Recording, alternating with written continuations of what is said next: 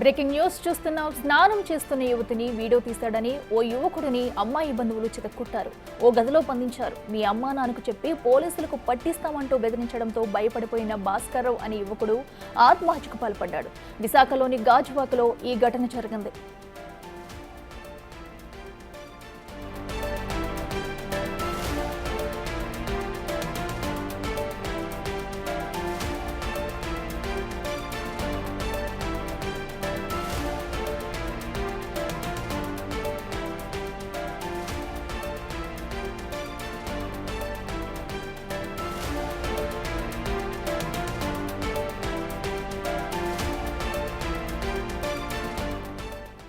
ఇదే అంశానికి సంబంధించి మరింత సమాచారం మా ప్రతినిధి రాజు లైవ్ లో అందిస్తారు. రాజు, చెప్పండి. మనం చూస్తున్నాం, విశాఖలో అయితే ఒక యువతిని అసభ్యకర వీడియోలు తీశాడంటూ వారి కుటుంబ సభ్యులు బంధించడంతో కూడా ఆత్మహత్యకు పాల్పడినట్లు కూడా తెలుస్తుంది.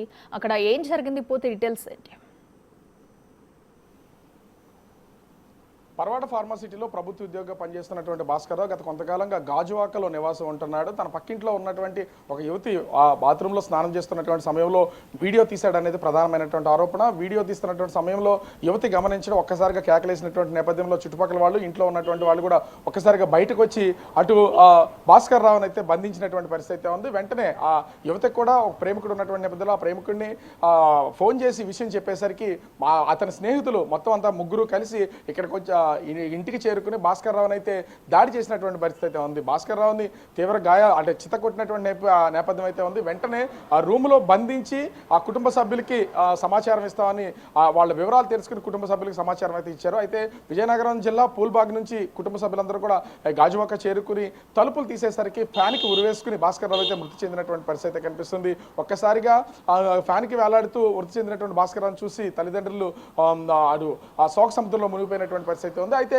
ఈ దాడి చేసినటువంటి ప్రేమికుడు కానీ, అదేవిధంగా అతని స్నేహితులు, అతని అమ్మమ్మ, యువతి అమ్మమ్మ, యువతి మొత్తం అందరూ కూడా ఒక్కసారిగా షాక్ గురైనటువంటి పరిస్థితి ఉంది. బెదిరింపులకు గురి చేశారు, కానీ అటు ఆత్మహత్య చేసుకుంటారని వాళ్ళు కూడా ఊహించలేదు. కానీ భాస్కర్రావు వీడియోలు తీసినట్టు ఫోన్ తీసుకుని వెంటనే అందులో ఉన్నటువంటి వీడియోలను కూడా వీళ్ళైతే బంధువులు మొత్తం డిలీట్ చేశారనేది తెలుస్తుంది. అయితే దీనికి సంబంధించి అసలు ఏ వీడియోలు తీశాడు, ఎన్ని రోజులను తీస్తున్నాడు, ఇదే ఫస్ట్ టైమా, ఇంతకు ముందే చెప్పడం తీశారనేది తెలియాల్సి ఉంది.